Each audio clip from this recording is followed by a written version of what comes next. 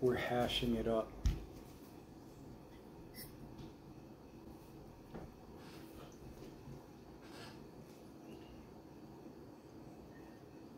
I should try praying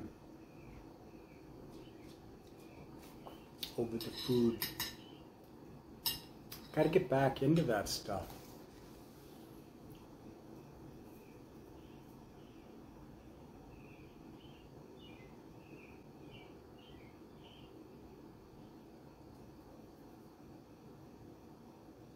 I never actually ever did that, really.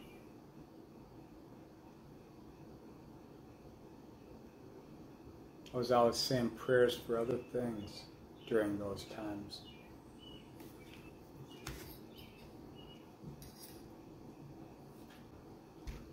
Some people are so deep in life, they don't see a need to thank anything or anyone for their existence, because they are here being it. But there's a clashing where people want to sacrifice or give an aspect of themselves to an objectification, which is natural too. We need that perspective in life.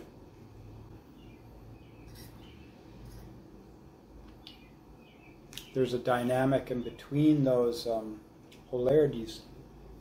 It's where life happens.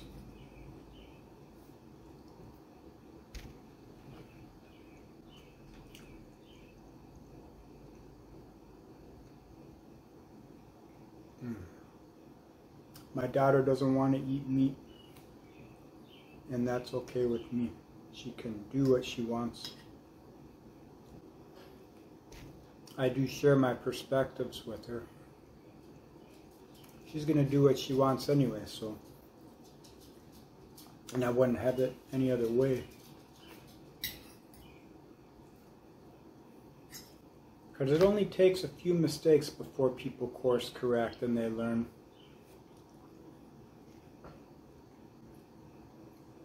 You just try and guide so that their mistakes are not as severe, things that they can correct themselves.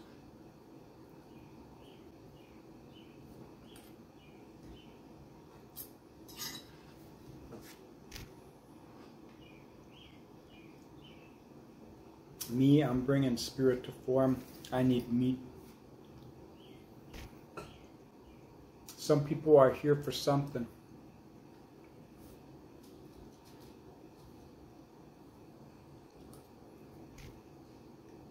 This is all, well, the meat's local.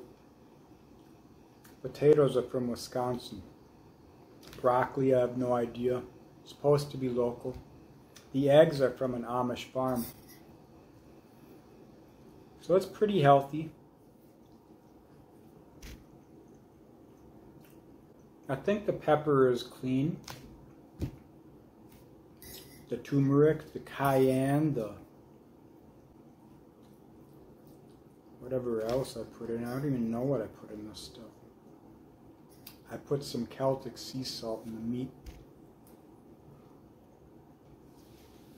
I soak the meat in a bowl with clean water first, RO water. Soak it about 15 minutes, I drain it. Come back 10 minutes later, I drain it. Come back 10 minutes later, I drain it, and then I cook it. Sickness is in the blood, essentially. That's something I learned in a Taoist book.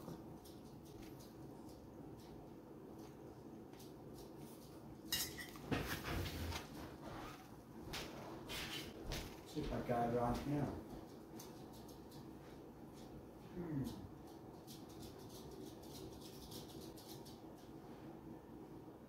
I'm torturing these animals here.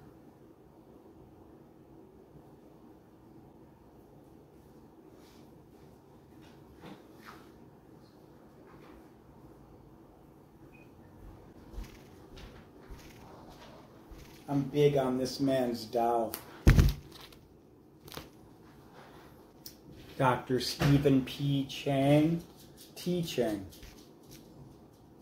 This top one's got a bunch of cooking stuff, and like the alchemy stuff, has some breathing techniques, exercises for your endocrine system, your gonads, your ovaries, your blood. It's got all sorts of stuff. This book is one I've read many times, the only book I've ever read multiple times. It's very simple, but if you want working understanding of dynamics, this book will help you. I haven't read this one, but I knew I should get it because it's probably something that has a lot of good info, judging by everything else. Let's see the Let's not see the illustrations. Interesting. All right. Then he has another book, The Great Tao. I borrowed that to my daughter.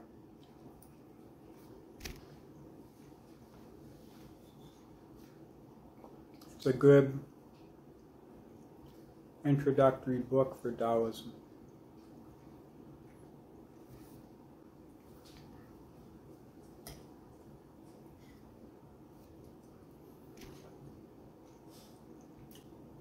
Touches a lot of different things. What you learn and read in that book is that the coursework or the material or the philosophy in and of itself is a heretical expression of Taoism. But it's a very old heretical expression. It's one that only the insiders follow, I believe. Or if you are a Taoist in Taiwan, you probably touch on that style of Taoism. It's more scientific and there's theology in it a little bit. The way Dr. Stephen Chang writes, though, he expresses what he believes, but it's not in some canon way or dogmatic fashion. It's what I prefer. Although I do read people that are dogmatic.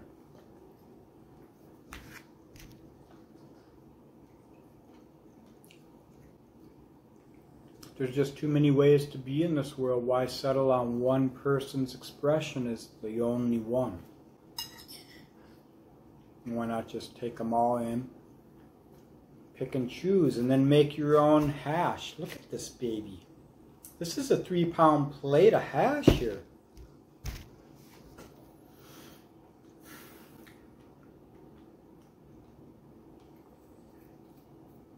My right hand's itching. Uranus. Uranus, I mean.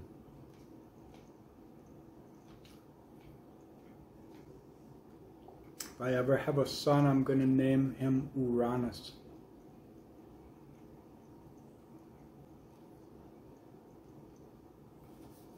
That's just an awesome name, I think.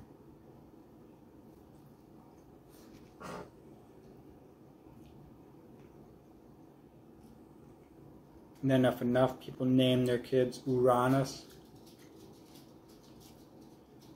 that could be a movement. That could change this world. Something as simple as that. Because words have meanings. There's power in the word. That's why there's a war on your consciousness, the battle of belief. The swastika used to be the most sacred symbol in the ancient days. The running cross. Symbolic of the movement of the sun, the star across the skies, the one. And who observes the one? If you are here, you are it. But no, the sophist, the mind, the logic, the beauty of the yang takes over. Keeps things moving, keeps them alive, keeps changing. So the swastika was vilified. What it means to be a man, what it means to be a woman, what it means to be pure was vilified. What it means to have heritage, to take pride in your history has been vilified. What it means to stand in your power has been vilified. So I'm here to take it back. And I don't care about this world. I mean, I do, but I don't care in that way. I want to take it back for me. It's about freedom of choice, freedom of perspective.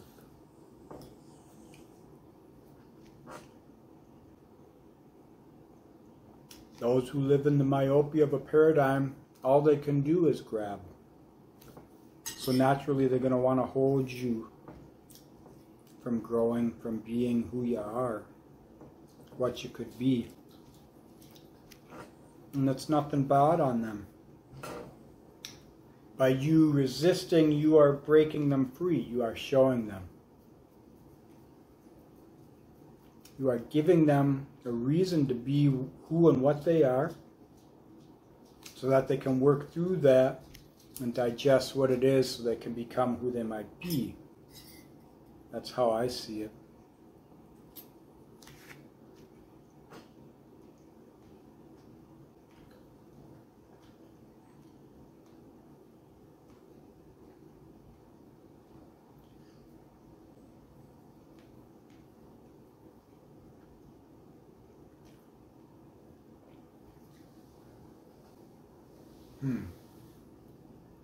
Working into out, working the core out. The roots, you feel the roots when you work from within to out. All the tenets of reality, the core aspects of being, that's what you pay attention to, because that is your vital connection into reality, into your optimal expression of life.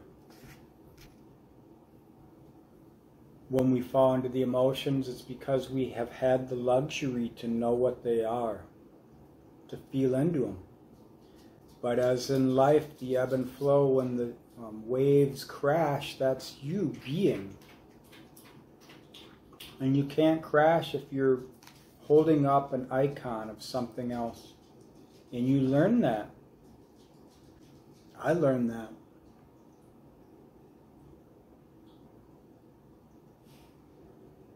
And so in those core aspects of life, that's where I find the wisdom of life. That's where I see dynamics, the alchemy of life play out elementally through us and to our expressions. Psyche is just one aspect, and you can mitigate it or enhance it. Sometimes the conscious awareness and the application of spirit is secondary to living and experiencing. What the heck's going on with you? She wants to eat this shit. I never have fed her before from my plate. Try this. She's just going nuts. I mean, I understand. She's eating this crappy dog food all the time. I got to get her something good. Because she's living like closer to those roots of reality. She's teaching me.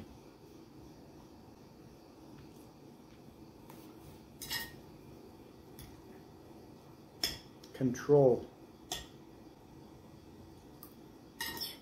And other things.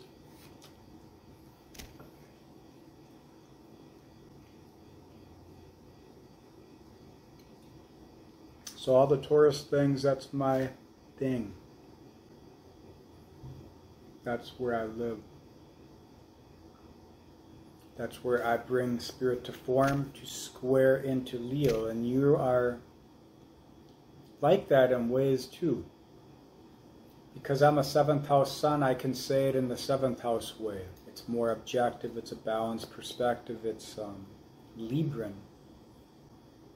I'm working Venus in Aries, self-expression, conjunct Mars. So it's about tempering the passion for the self, for the service with others. Learning the power dynamics with the Pluto opposition in the 12th of spirit. Not only their doing, but my doing. They call the 12th house the house of undoing, but for me it's doing.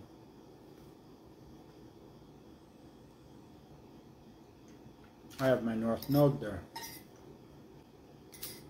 For you it might be something different. You see, perspective is what gives meaning to information. It's not designations. You have to understand what the relation is if you want to have a true assessment of things.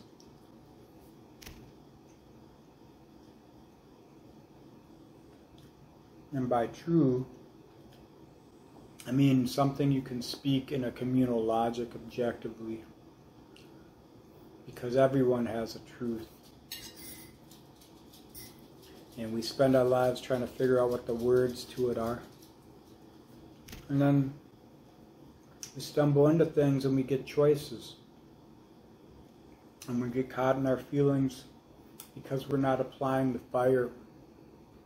And that's part of it. That's a valuable part of growing.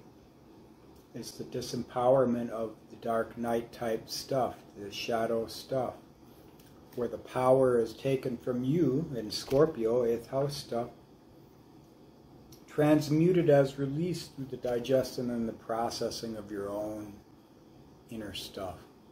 I got 8th house moon conjunct Jupiter in Gemini, so. And it's a working quincunx with my ascendant, my perceptions, and my Uranus. I mean, you might not think that sounds fancy, but if you study astrology, you understand what that means. And you don't have to have that exact placement or arrangement to understand these dynamics. You know, I'm special, but I'm not that special. Everyone's got disparate aspects which do similar dynamics. So understanding is mutual. You know, we're here in relation to the world, in relation to each other. Masters of mimicry, masters of relation. Because that's what creation is, essentially. It's when two becomes three. And it requires the one. Rio is giving me the freak face. He's cleaning himself, and I'm guessing he hasn't cleaned himself in a while. You should help Rio out over there. He's looking like he's in a world of hurt. He switched to the foot. He's got to give himself a break. Alright, so understanding stuff.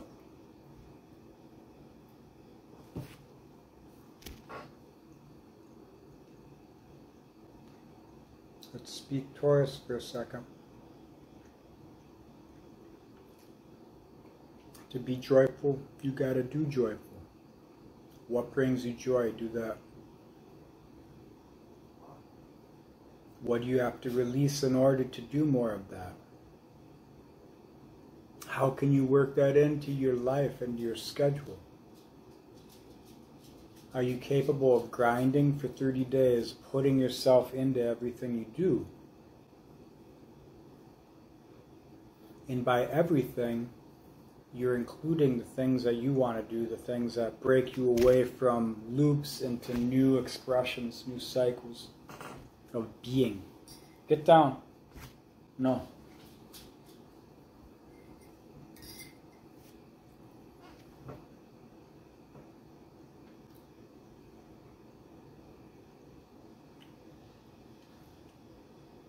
Sometimes you gotta play rough, you know? You don't gotta be overboard.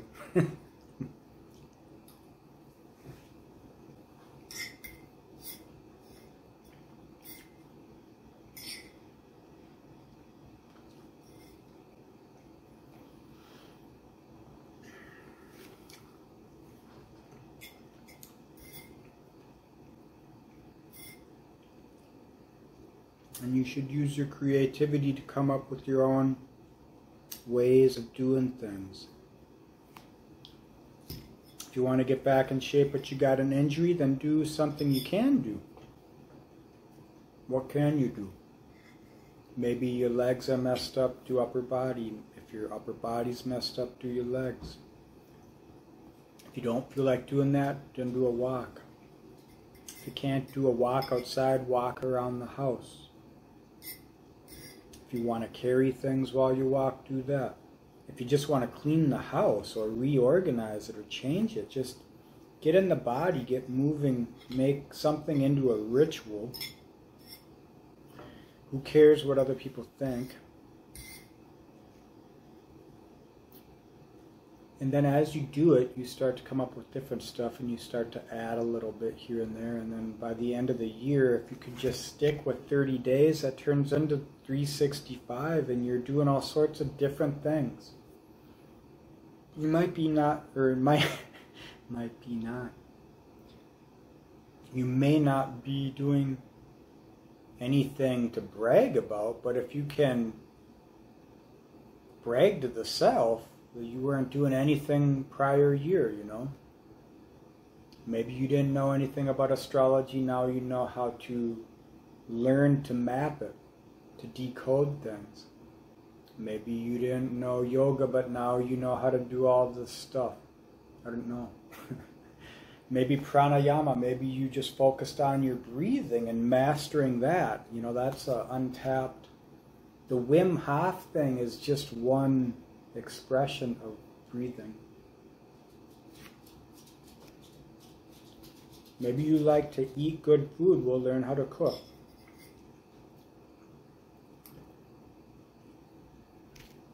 We got to bring things close now because the value's shifting. So it's your own cooking, your own local environments. And you can still travel and do things and do all that stuff. Your consciousness is tuned to what is healthy, what's more local, what's in relation to the environment. Commercial is dangerous in these days.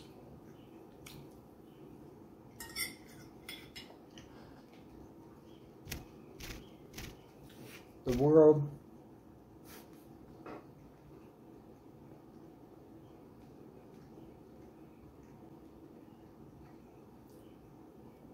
I gotta slow down.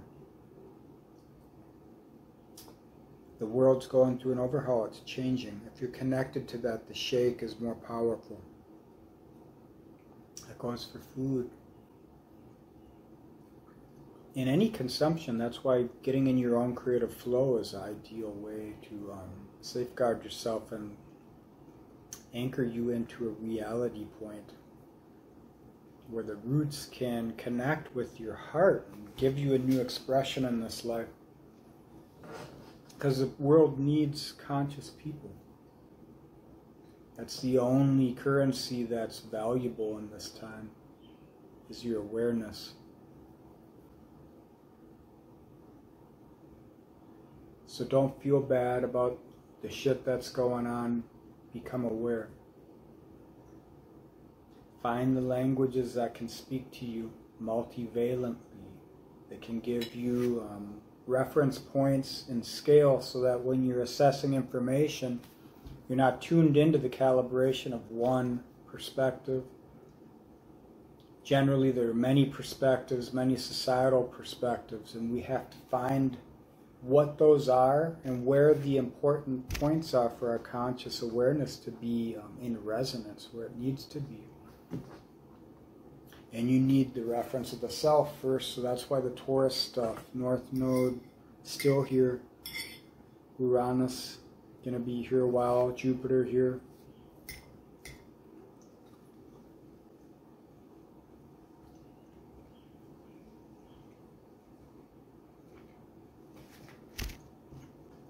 Sun going into Cancer. The magician comes alive through the dynamic of Taurus to Cancer. And the magician is you. So you become a co-creator in these times. Spirit of Cancer is Gemini.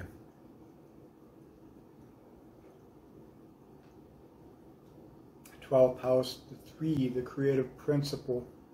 That's a happening through your awareness. So if you can be in that Cancer energy, and you can get there by grounding into Taurus. So utilize these energies for your benefit. Try and plan something around them. This one looks bizarre. I'm not going to eat that one.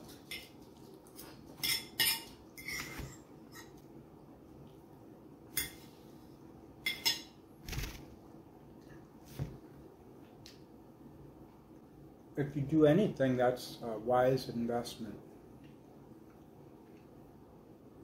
You can diversify in life, of course.